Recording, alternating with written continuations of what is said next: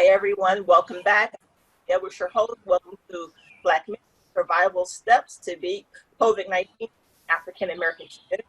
I have a wonderful guest with me today. His name is Mike Veny. He has managed a lifetime of mental health challenges to become a professional drummer and one of America's leading mental health speaker. He's the author of the best-selling book, Transforming Stigma, How to Become a Mental Wellness Superhero. His advocacy work has been featured on ABC, NBC, CBS News.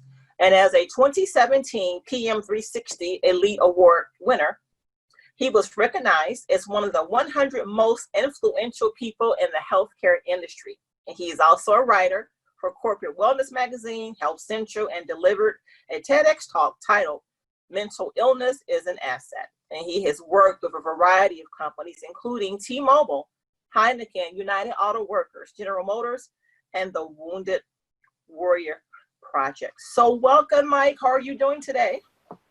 Hello, Nisi. I am well, and hello to your viewers out there. How are you? Well, thank you for asking. So everyone, the title of today's talk is all about Black mental health and COVID-19. So I want you to know, Mike, I've been waiting all week to interview you. Got my book here. Thank you so much. Everyone got to get this book. This is an excellent book. The different chapters, I'm going to tell you, I have my favorite ones, Mike. Chapter 7, Define Stigma. Chapter 8, The Stigma Cycle. And I'm going to tell you, 9 and 10, Transforming Shame and Transforming Silence. Because mental illness in the Black community, that's a stigma. Because, as I say, it's a stigma. But before I go there, in your book, on page 88, it says, the World Health Organization defines mental health as a state of well-being in which every individual realizes her own and cope with the stresses of life and can work productively and fruitfully and is able to make a contribution to her or his community. But it is also invisible except for what you can observe in the patient's behavior, blood work, or brain scans. And although the above definition is complete in my opinion, there is an inherent confusion that lies in the word mental. So that leads us to conclude that mental health is mainly about thought health. So I read that. Every book I love, but I like this book because it's what we need. It's right where we are because it is a stigma. Many people do not want to go see a counselor because if they go see a counselor and somebody finds out, they wonder, well, how am I going to be viewed? How am I going to be perceived? It's just like on the job. If you work for a corporation that offers EAP, Employee Assistance Program, and they have benefits, and let's say you need to see a counselor. You may need to see a counselor, not just for work issues. It could be because you have a chronic illness, substance abuse issue, problems with your partner, significant other, children, family, finances, whatever, those dynamics may be. And if you have those benefits, it's great to use them because usually most large companies cover up to the first 6 at no cost to you. But many of us in the African American community, Mike, as you know, it is a stigma. I mean, for some of us, if you even share with your family or friends, hey, I saw my therapist. You need a therapist? What's wrong with you that you need a therapist? Why don't you just pray about it? That's all you need. I've heard so many things. And I remember the first time I saw a therapist, and I'm not ashamed that I saw one, I did it for me. Okay? I needed to take control of my own mental health. I had a lot of stressors around having a chronic illness. So I needed to do that for me. And, hardly anybody knows that except for a few. Some were very supportive, but some just didn't say anything because they were like, I can't believe that you would actually do that as if I was doing something wrong. Wow, my heart goes out to you, and you're speaking my language here. And one thing I want to bring up, particularly about the Black community, we are a culture. Meaning, I could tell right away what the pandemic is done, and I'm in your area. We can connect. But Yeah. one of the things that I could imagine, so let's say you or I were walking down the street together, okay, and we're just having a nice conversation, and a white person passes us in a car and says something offensive to us, okay? I could tell right away, okay, you and I are going to be bothered by it, but we're not going to probably attack them or anything, you know? And even if we keep our cool, deep down inside, we're going to feel disrespected. Absolutely. Because, right, and that's important to start with, because as Black people, we're a culture of honor, and when we feel disrespected, that's not cool. And so we associate mental health challenges as somehow disrespecting ourselves, Yes. or something that makes us less than. The other thing that I wanted to bring up is that, and I'm not stereotyping us, these are just some observations that have been put out there by medical doctors that I've observed. And one of the things is that we are a culture that likes to impress each other too. We want to look good to each other and appear strong. And that comes from years of racism. We can bring it back to slavery. It's all in good intentions. At the same time, and mental health comes up because we don't want to. And so as Black people and just people of color in general, I want to encourage you, if you're watching this, to look at mental health differently. You're not less of a person because you're struggling with something. I mean, it's no different than you got a broken arm, right? You're not less of a person. It's inconvenient, but you know, you're not less of a person. So I think it's really important as a culture that we start to get comfortable talking about it, and that's one of the reasons I do the work I do. Yes, I totally agree. I'm a share situation with you that many people don't know about. And I had left work to go to the ATM. I wanted to deposit some money into the bank. So everybody pulls up into the ATM machine, right? But you see cars in the other lanes. You don't think about it every day. And I was at the ATM, rolled down my window, went to put in my ATM card, and I see this car in my right, in the right lane, think nothing about it.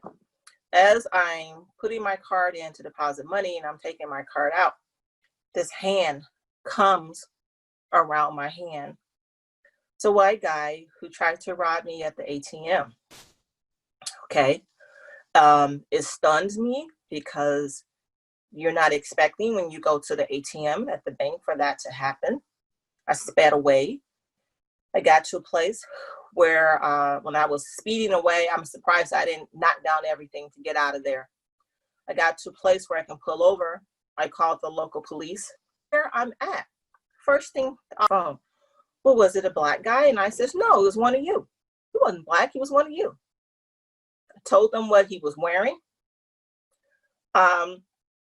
Well, what happened to me, what happened as someone who already has a chronic illness, and you don't know my situation with what other things I'm dealing with, is the trauma of this experience. So then I started getting chest pains, and then my fibromyalgia and autoimmune condition flared up. So here I go to the doctor, and they wanted to give me some meds. And I'm like, no. Meds are not going to help this. And the doctor, he says, okay, you need to talk to someone about this. And he says, and I also recommend that you withdraw from the class because you're not going to be able to focus right now. Because he knew my health history. I had to fight Mike with the school to get the money back because they told me that they needed me to give them verification that this happened. They wanted my medical records, which I refused to give them my medical records because I felt that was just being too intrusive because I didn't know who was going to see that information. So I said, nope, HIPAA's protecting me. You're not going to get that. You don't need that. The police department wasn't really helpful because they claimed that they couldn't find him. And I said, well, do you think he's going to stick around waiting for you to show up? So I just felt victimized doubly with the school, with the police department, and I'm still seeing someone today to deal with that. I've gotten better, but this book of yours dealing with transforming stigma and how to become a mental wellness superhero is very valuable for me. So thank you for writing this book. You're welcome. And thank you for sharing such a personal thing. My heart goes out to you. And I want to say something to that for all of you watching out there. What you experienced was trauma. And trauma isn't something that only certain people get. We all have trauma at different levels, you know? And we can't, sometimes people start to judge it. Well, this one had it worse than me, or I had it worse than you.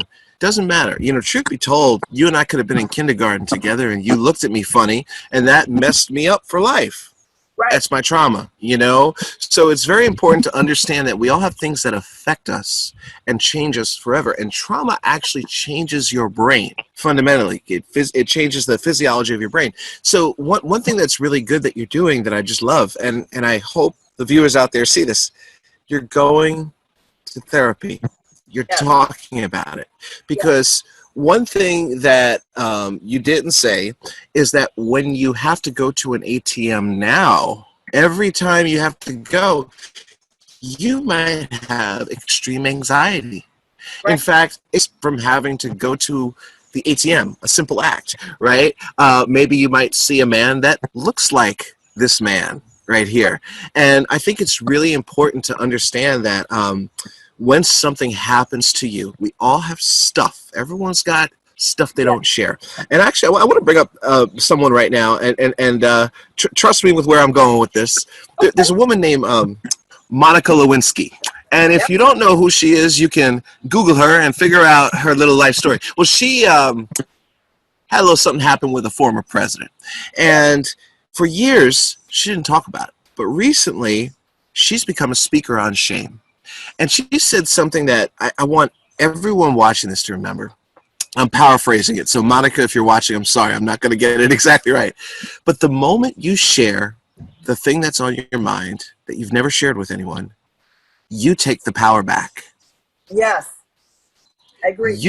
You take the power back. So for people out there who are struggling with things they've never shared, there's this opportunity to take your power back by sharing it with someone like a therapist. And a therapist, I just want to be clear, is not your friend, even though your friend might be a good listener. We love those friends. It's not a significant other. You know, it's not a colleague. It's someone who's a trained professional who is trained to help you work through stuff and grow yourself, you know? And I think it's really important for people to understand that. You know, a lot of times we like to bury stuff and pretend it didn't happen. Go back to what I said before. We like to be strong. You know, we got to be strong. You got to be strong. By the way, I want to say something to that. I wrote an article on my blog. I think it's still there. It was called Depression's the Strong Black Man. Okay. And I could not find a definition of strong black man. So here is a term that we throw out all the time. You gotta be strong, but there's no real definition of it. Here's the opportunity for us. We have an opportunity to define that for ourselves. You know, I consider you sharing that story that you just did, and thank you again for just opening up with that, as strength. That is strength right there, you know, and it's not showing up looking all tough. And if you think about it, you know, when you do share, you get to connect with people better. So I think it's really important, especially during COVID-19. Now with COVID-19, because we're talking about that too, you've got an extra thing now, this virus we don't understand, right? We don't understand. And for a lot of people in the black community, they're ignoring signs and symptoms because, again, they don't want to appear weak or be judged. True, because there's a stigma. There's a stigma. And in my book, I talk about a stigma cycle, and I want to tell you how I got to that. I realized when I had a breakdown in 2011 that my mental health challenges were not going to go away. You know, if you're going to be my friend, I'm going to have my mental health challenges, you know? And the thing that I realized was that for me, it wasn't my mental health challenges that were the problem. It's what if you found out? It's what if I was hanging out with a new group of friends and I noticed that they started to pick up I was a little different. Or I'd be working and I feel like my job is under threat because of my anxiety.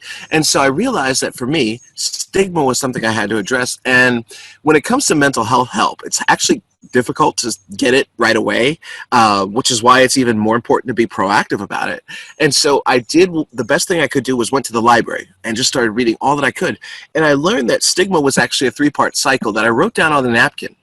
And I wrote this for myself. There's a 3-part cycle that starts with shame. So you might feel ashamed because you've got COVID-19, HIV, I mean, you name it. Doesn't matter what it is, right? Or you might love someone who has something and you feel ashamed. The shame leads to silence. Yeah. You don't talk about it. And here's the trouble though. The silence leads to sabotage, social injustice, self-destructive behavior, and if you're not careful, suicide. And I wrote that down, and I also took the time to learn how do we transform that. And I learned that we transform shame by learning to take care of ourselves. You know, the Black community has a lot of health issues, particularly high blood pressure. As a group, we could do better with taking care of ourselves. Now, don't get me wrong, we've got the best food in the world. I know, you know, and I know all the good spots, but the reality is we have to do a better job of taking care of ourselves. Our life expectancy is lower than that of the majority of people. So self-care is how we transform shame. That's true. And, you know, I read the Stigma Cycle, and that's on page 99. And number 1, stigma starts with shame. Number 2, shame leads to silence. Number 3, silence leads to sabotage, self-destructive behavior, as you mentioned, social injustice, and suicide. And number 4, the cycle then repeats itself, which, Mike, is why we need, just like we take care of our physical health, we can't put the mental health on the back door or the shelf somewhere, because you know, it comes with us. And to me, if you want to have total wellness, you can't have total wellness, body, mind, spirit, occupational wellness, as well as physical health, as well as financial health. All that works together, you know, for total balance. I absolutely agree with you that it's total balance. And, you know, when it brings me up to something else, is like, you've got several different medical challenges that you've shared about, and I do with my mental health. And just to be clear, I battle depression, anxiety, and obsessive compulsive disorder. And for me, that means when I feel anxiety, I'm anxious right now, actually. Right now, as we're talking, I feel it in my chest. I don't know how calm and collected I look. And by the way, I'm in the woods. We're camping for the weekend. But still, I've got my anxiety, depression. And when I say depression, and I want to explain what that is for people, a lot of people think it's just, oh, you're sad and crying. Not necessarily. I could be smiling, but physically feel pain in my body, like I'm grieving the loss of a loved one. And depression makes it difficult to move. So sometimes people think someone's being lazy. They're actually depressed. You know, another thing that I want to bring up in the Black community that comes up is sometimes we, without realizing it, glorify mental health challenges and make them out to be something funny. For instance, in a lot of neighborhoods, there's always the neighborhood alcoholic who comes around. Maybe his name is Sparkles or something like that. It's like, oh, here comes Sparkles, you know, and everybody laughs because Sparkles is here. Well, guess what? Sparkles has a problem and needs help. You know, and the thing is, once we learn to see that and realize that just in our culture, sometimes we do that. That's okay.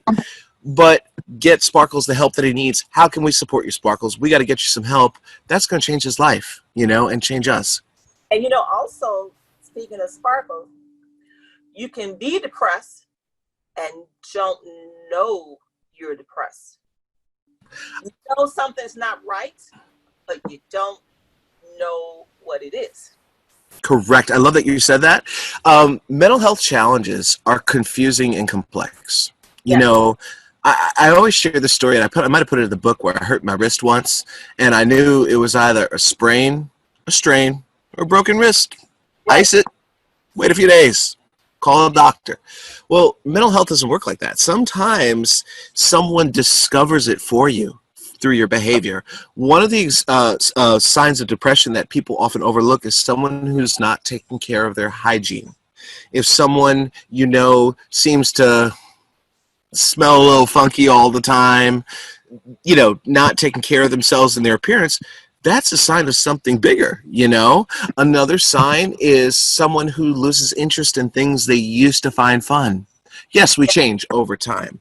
But, you know, Nisi, you and I maybe like music or something, and I call you up and say you want to go see some music, and you're like, that's a sign that I might need to talk to you. So I love that you just brought that up. Yeah, sign that something's wrong. Now, explain to us about the law of the tribe and the law of confusion. Whew. So one of the things that I had to learn about why stigma exists is that we're tribal people by nature. That means we like to be in groups, even introverts like me. And I like to think that I belong on the top of a mountain by myself. But truth is, we all need to be parts of groups. And I explained that you could see this in a kindergarten classroom or on the playground in kindergarten. The way kids learn to socialize is by calling someone who's different the weird one. And it's kind of like funny to see. They go, you're weird, you're weird. Kids say this all the time. Yeah. What they're learning is who's not. And that's how we go through the rest of our lives. Think about it. If you've got a group of friends and you're struggling with a mental health challenge, you're probably not going to want to be called the weird one. So that's how the law of the tribe works. The law of confusion and frustration is all about the idea that just mental health challenges are confusing. And so if you keep those two things in mind right there, you don't even have to go past that in a book. You can just think law of the tribe, confusion and frustration, and that explains stigma right there. We don't like to address things that are confusing to us. No. And in addition to that, not only do we not like to discuss those things, sometimes growing up, we've been told what goes on in this house stays in this house. It's just like when they say what happens in Vegas, stay in Vegas. Although some things don't stay in Vegas, right? I love you. So they just shut up. Nobody know we struggle. I don't want nobody to know you're struggling. I don't want nobody to know you got some issues. Just shut up. Don't say anything to anybody. So now we're in silence, and it's killing us, and it's killing our community. And I think that also, I feel, leads to a lot of things. Gambling, substance abuse, different things, because we're looking for an outlet, a way to relieve that stress, you know? Absolutely. And I love that you brought that up, because violence, things like that, a lot of it comes from mental health challenges at the core that aren't addressed. And some people like to believe, and I want to actually talk to the people out there right now who think, I compartmentalize, I'm fine. I'm just going to be honest with you, no, you're not. Like, we can't compartmentalize. We like to sell ourselves on the belief that we can, but truth be told, when you bury something, it's still there. And there's a great book out right now. You might know about it, called The Body Keeps the Score by Bessel van der Kolk. And the thing I love about it, it talks about how we keep our issues in our tissues, in our body. Yeah. So when you feel angry at your friend because they did something, you feel that anger in your chest, it's actually in your chest. And learning to address mental health from the level of the physical body is really important. And that's been a brand new thing. And so I think it's really important to get in touch with your physical body as you do that. But I want to go back to what you said and affirm. Thank you for bringing that up. You know, what happens in this house stays in this house. I heard that too. That is with good intention. You know, it's about, we want you to be successful. We don't want people coming after us or seeing us as weak. It's a protective thing. It's coming from a loving place.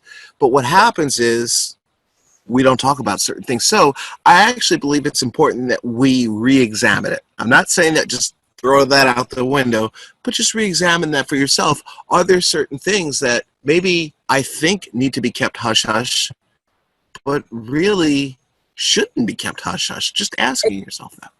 Especially, under my mind is if you're a child that you abuse, okay, that should not be hush-hush. If you're being abused, that should not be hush-hush. So the stigma shouldn't be on you where you feel so bad about this.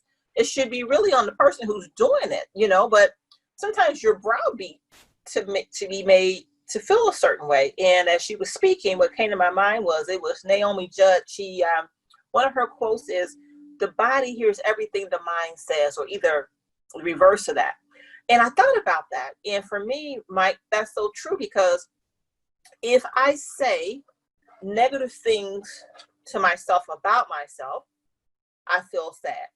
If I'm speaking powerful things or something positive, it's the way it makes you feel good. So words can lift you up, you know, or they can tear you down. So I was speaking with someone last week, and they said, you know, they have a chronic illness too.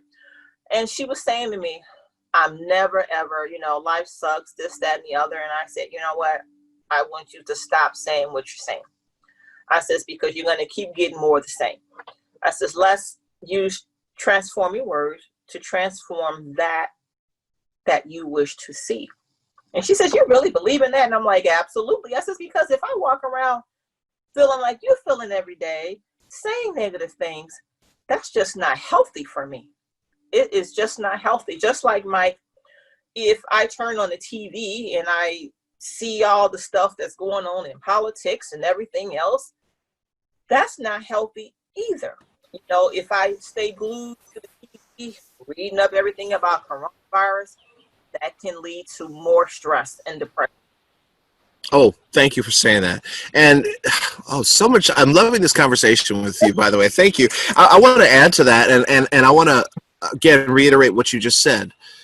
Negative things, allowing negative things. You know, when I used to watch TV as a kid, I used to watch cartoons. And I always remember the castles. And the castles were cool because a castle in medieval times had a thing called a moat, which is a body of water around it. And the only way to get into the castle is they had to let the drawbridge down for you. So I would like try to go to the castle, be like, "Hey, this is Mike." And they'd be like, "Who goes there?" "I'm Mike, let me in." And if I was a friend, they would let the drawbridge down. If I was an enemy, they wouldn't. Life would be a lot different for a lot of us if we operated with a drawbridge around what we let into our lives and what we don't. A lot of times we feel like things are forced upon us, but I want to show you one thing right now that will change your stress level, especially during COVID-19. It's this device right here. This device right here that I have in my hand is a problem because chances are after you and I are done with this recording, the first thing I'm going to do is look at my phone. So one of the things that I recommend to people everywhere is to actually go on a mobile device diet. Learning to keep your phone outside of your room. Learning to take off alerts. It will allow you to be more present and allow you to enjoy life a lot more. So, and one thing I want to bring up is social media, because we got to bring this one up. It goes right with it. There's a feature on all social media called unfollow and unfriend. So if there's something that stresses you out, a lot of people tell me social media stresses you out. You don't have to look at it. No one's holding a gun to you to look at it. So I think it's really important, again, something I said before, is to take our power back. So keep in mind, just wrapping this all around, one of the things that I talked about in the beginning was being a strong black person, right? And having our power taken away from us, feeling weaker. Well, guess what? Certain healthy things that you and I are talking about, language you use, taking care of yourself, habits, ways of thinking, this will actually help you be more powerful than you could ever imagine. True. Now, in the book, you talk about drumming, and I know you're into Transcendental Meditation, right? So how did you get into drumming? I was in the 5th grade, and I was in special education, and drumming just seemed fun. I think it was actually Sesame Street. I saw it was on Sesame Street. I things, whatever they call drumsticks, and you see, it was one of the greatest feelings in the world. And throughout high school, I kept playing. I went to a performing arts high school and became a professional drummer. And so drumming is something I still do, actually. I actually, in normal non-pandemic times, I do corporate drumming with corporate America. I actually bring in West African drums and get to have executives play with me, you know, and actually I've done that in your area in Illinois too. So next time I do it, I will let you know if you want to come drum with me. Good. I drumming because there is a meetup group that's probably within 30 minutes from where I live that they have meetup drummings for people with chronic illness. And they provide the equipment, and I want to try it out. So I found that very interesting when you put that in the book, because it made me think about that meetup group. Well, can I go back to something you said before? Sure. We're tribal people by nature. Yeah. The law of the tribe. We like to be parts of groups. So when you do drumming or another activity in a group, you feel good. So whenever you can, and again, I know this is really hard right now with social distancing, but making it a point to, one thing I was going to encourage everyone here doing is we're all parts of different tribes. We have different tribes in our lives. You know, this group of people, that group of people. Make a list of your tribes. I've done this. And when you do this, one, you'll be very grateful for all the different groups you're a part of. And number two, especially during COVID-19, because one thing that's happening now is this social distancing thing is really compounding mental health challenges for the world. I mean, even if you're an introvert, I got introvert friends that are like, I want to go to a party, please get me out of this house, you know? So the thing I was going to say is during this time is contacting your tribe regularly, whoever that is, even if it's through email or text or a little group chat on your phone, just to check in and feel like a part of something. So that's very important for happiness. Oh, all of it is very important for happiness. And when you mentioned about social media, people really need to be careful what they put out there.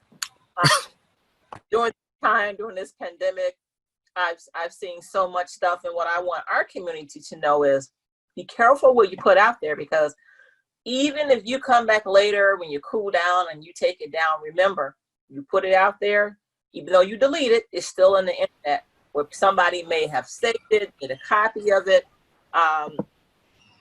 any number of things. And I want to mention that because I know some people who have put some things out there, women, and now they're facing some custody issues because of certain things that they have said about their significant other. So I know this is a pandemic and people need to blow off some stress, but be careful what you put out there. Find another outlet to blow it off. Right, and I want to say something about that. Thank you for bringing that up. That's a reminder for all of us. Like you should say that every episode or interview you do. Like bring that one up. But the thing I was going to say is there is something that goes off in our brains when we post on social and get a like or a thumbs up. Yeah. We feel good. We feel loved.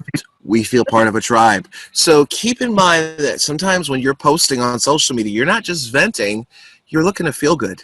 And that awareness alone can help you make a better decision, as you would say, with what to post and what not to post, you know? So I think it's really important to remember that a lot of times we post thinking we're expressing ourselves, which we are in a sense, but we're also looking for validation. And it's okay to say that. You're a human. We all need it. Yeah, that's true. Let's talk a little bit about the prayed away people. That's so. Hey, that can be that can be pretty deep because you know. Here we go.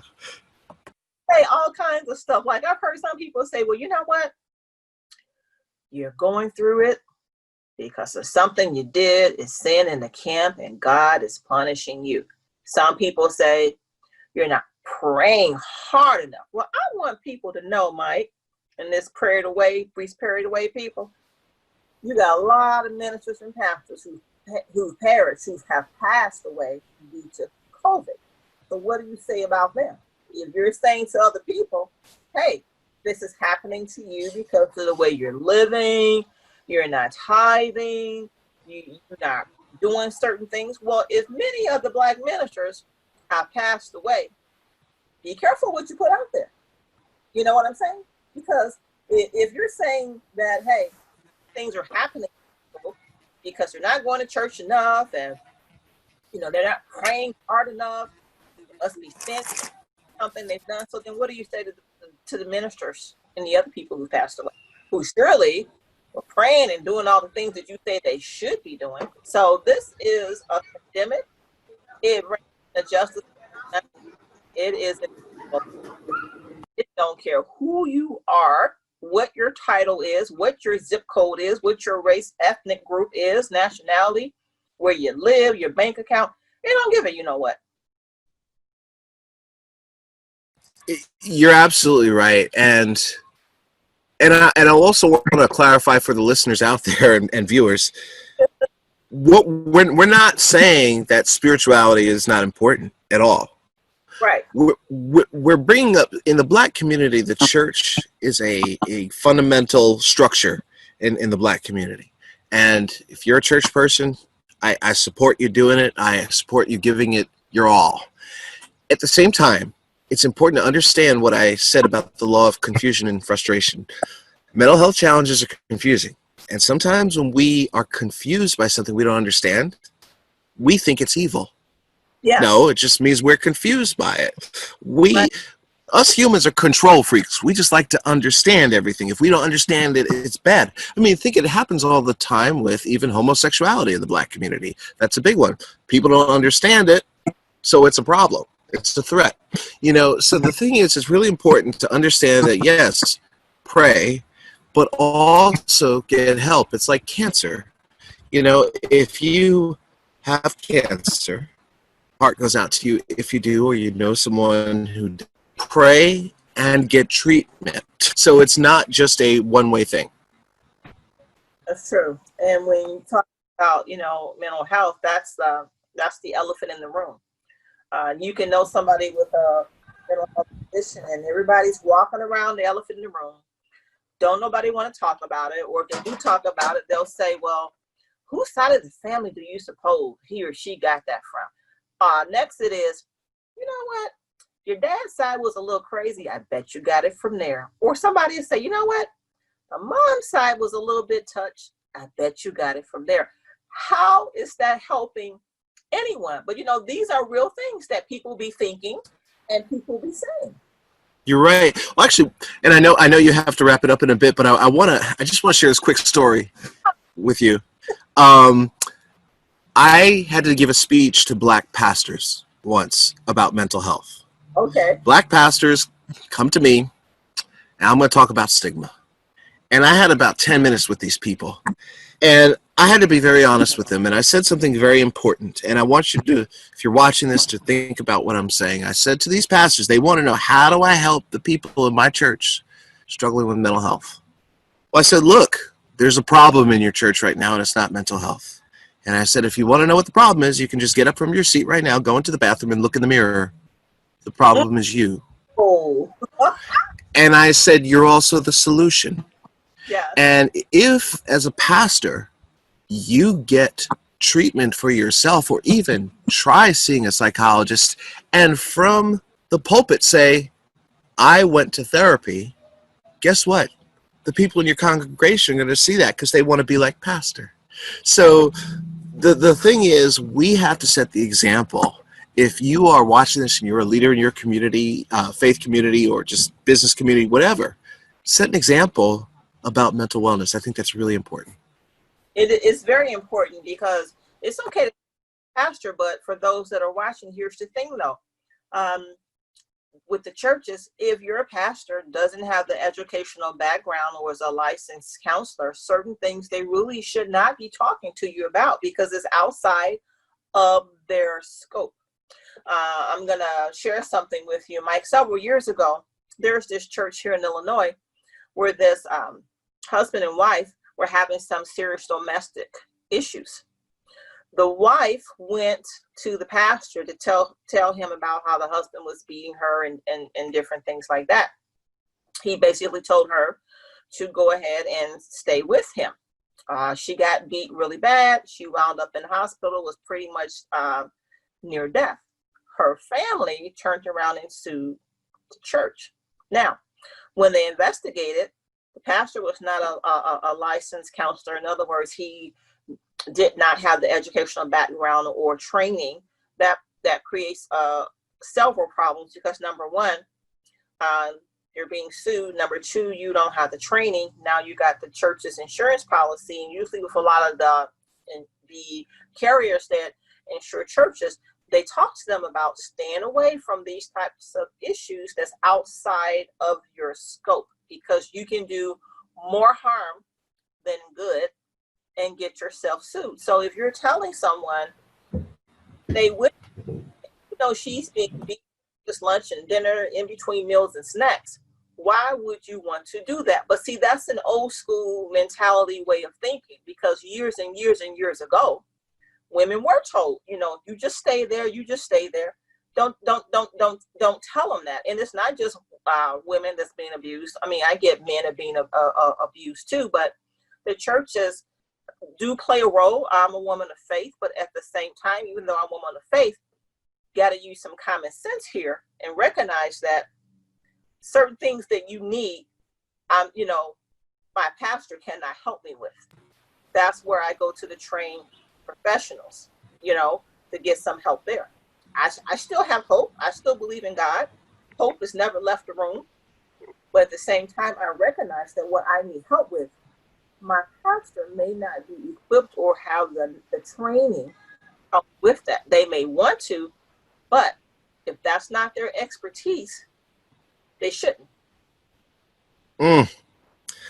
I can't wait for people to see what you just said. And I want to add to that too, and say that a lot of churches are bringing in mental health professionals. Yes. So it's not these two exclusive worlds that are opposite each other. They can go hand in hand. I actually believe that if you really want to be effective in the church, you can take the teachings of the church and the current best practices around mental health and weave it into Bible stories. It's not this separate thing. So I think that's important. And I actually wanted to ask you a question, if it's okay. It's just been on my mind as I've been thinking about our interview here.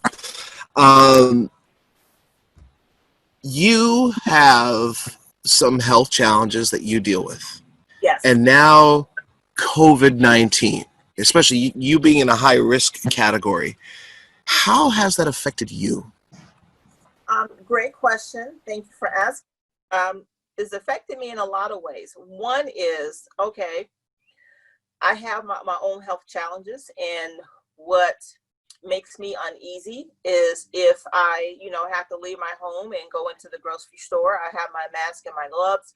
If I see people there who don't have their mask on, it makes me really, really anxious and nervous, because with COVID, they're now finding that you can even contract it via the eye. So if somebody doesn't have a mask on, let's say they sneeze or something, so that spittle is going to go somewhere. So I have a chronic illness, fibromyalgia, and also ankylosing spondylitis. And so being on a drug that compromises my immune system, I cannot afford to catch it.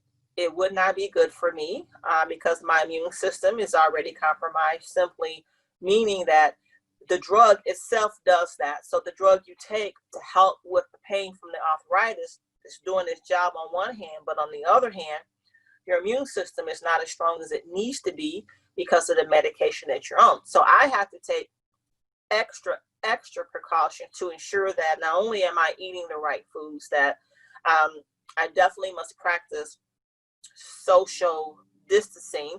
The other way that has affected me is I'm diabetic, so definitely don't want that. And I think the biggest thing, my source of frustration, has been getting proper medical care and treatment. So my husband and I were in Hawaii. We went in February.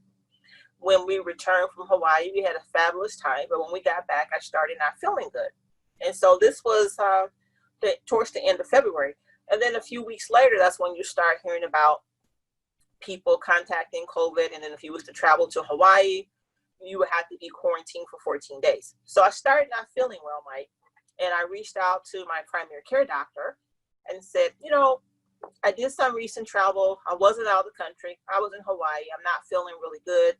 I know my immune system is compromised because of the meds that I'm on. Can I get tested? And they said no. And I says, why can't I be tested?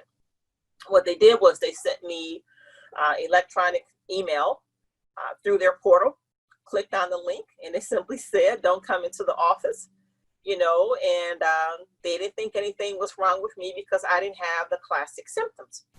That's a problem because many people who have been diagnosed with this virus did not have symptoms. I wanted to be tested for my own peace of mind, and also too, I did not, if I have it, I did not want to spread it to my spouse.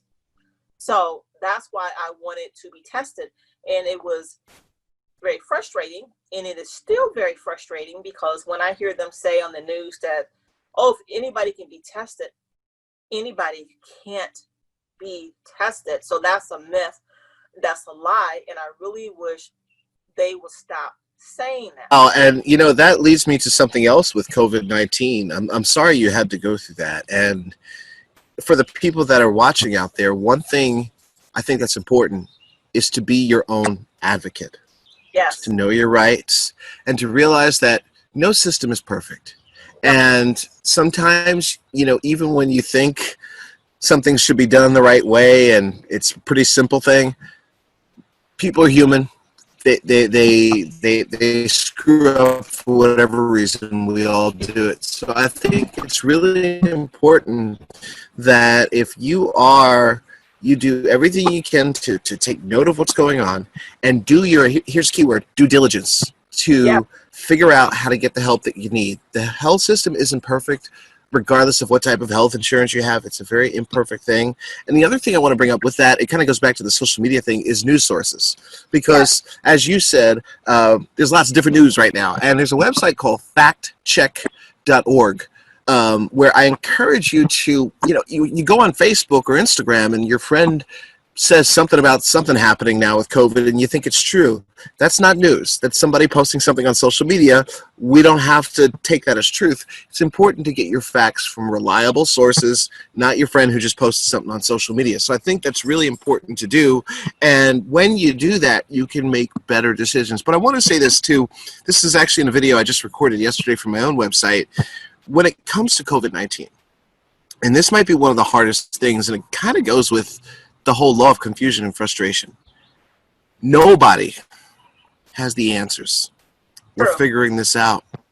And as we get to this part of the journey where we are reopening our world, actually, right? Not just the country, the world. There's going to be people who think, well, we shouldn't have to wear masks. And other people thinking, no, you have to. What's wrong with you? And people think we should have reopened a long time ago. Why are we reopening now? All different perspectives, and they are causing wars with people in relationships. So here's a thing that I think will help everyone's mental health as we navigate this. Remember that there is no right way of thinking of this. And even if you think your way is the right way, everyone is entitled to their own opinion on this. We're still trying to figure it out. But when you do that, you actually have the opportunity to make someone feel heard. Because a lot of times when we have differing opinions, we just want to feel heard. That's really all it is. And so I encourage you as we go on this journey to watch where you get your news sources and realize that there's no right way. But ultimately, like you just said, Nisi, making informed decisions. And one thing I want to bring up, I actually encourage you to check out more of Nisi's work because, Nisi, you are an example of an advocate, just like the thoroughness of your work in terms of just, again, due diligence in figuring out treatment options and things like that. And go back to the beginning of this whole conversation, power. Taking back the power. All this stuff we're talking about today, Nisi, and I'm loving this conversation, is about taking back your power. And it's an easy thing to do. It's the mindset change. That's 99% of it. And I promise you there's gold on the other side. You're right. It is gold on the other side. And I have two more questions. I know your time is limited, so I'll be brief. But sure. How do you manage with everything that's happening? I know you're camping right now. It looks beautiful. It's very serene and very relaxing. Yeah. Here's how I managed. When this first came out, I knew that I was on a risk for a breakdown because at any point I could spiral into a mental health breakdown and go into the mental hospital. And so for me, I have been extra vigilant about self-care. I mean, self-care I'm always talking about, see it all over my sites in my book, but I mean extra, to the point where I've got a checklist on my phone and I'm making sure I hit everything each day. Because you know what? Things are changing constantly. We're learning about our loved ones and people we're losing. People can't go to funerals of their loved ones. I mean, so many different things happening. And if you've lost anyone, my heart goes out to you. And that being said, what I do is try to be extra vigilant, and I encourage you to do that now more than ever. And can you tell us briefly about Transcendental Meditation, business in our community, where they do have meditation, and they sound but I've always wanted to do it, but what gets me nervous, Mike, is that when you go in there, you know, the doors are locked and everybody have their eyes closed. I'm a little bit nervous about doing that with a group of people that I don't know, and the doors closed. You know, who's gonna walk up in there with my eyes closed? That's you know what, that's a very valid thing. You know, when I first learned about meditation, I thought it was kind of weird. You know, let me say this: meditation, all it really is getting quiet in your mind. Our minds are constantly going, whether it's, you know, fears, things we're obsessing about, worried about, or trying to get done. And our brains aren't meant to just go like that. So giving yourself intentional time, not just sleep, but time to get quiet, is a great thing for your overall health. So one thing that I tell people about my Transcendental Meditation, it's one of the meditation styles out there. The reason I like it is because it's very thorough in how it's taught, and there's a lot of scientific research backing it up and how it's helped with people's stress, diabetes, cancer, like so many different things, simply because you get to get quiet. And so I have a gift that I give myself every day. I get 20 minutes of quiet 2 times a day, complete quiet. And it's a beautiful thing that I look forward to every single day. So I encourage you to learn about it. And again, you don't have to go right to a center. You can probably look online, find a video, and show you a few breathing exercises. Yeah, I'll try that versus to going to a center, because that just makes me a little bit nervous. I have also done MBSR, mindfulness-based stress techniques, and I have also gone to a silent retreat.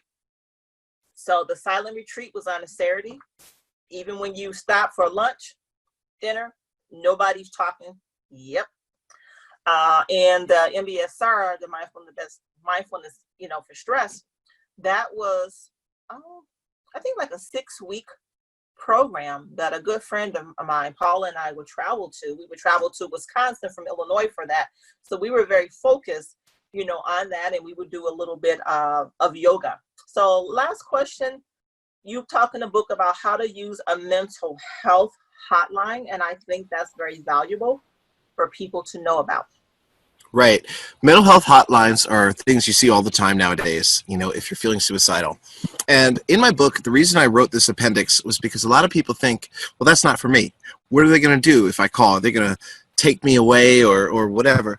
When you call a mental health hotline, or one for substance misuse or abuse, you have a trained person on the other end who is there to comfort you and guide you and get you to the help that you need. That's it. That's all they are there to do.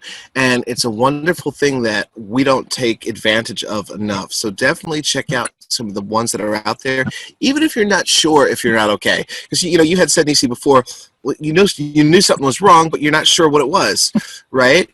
Call a mental health hotline. It's not going to hurt, you know, just to start a conversation. So I encourage you all to do that. And you have the last word. Tell my audience where they can find you, where they can buy the book, and you go. Well, first of all, Nisi, thank you so much for this. I was really looking forward to this. Yeah, I hope we get to do this again, you and I.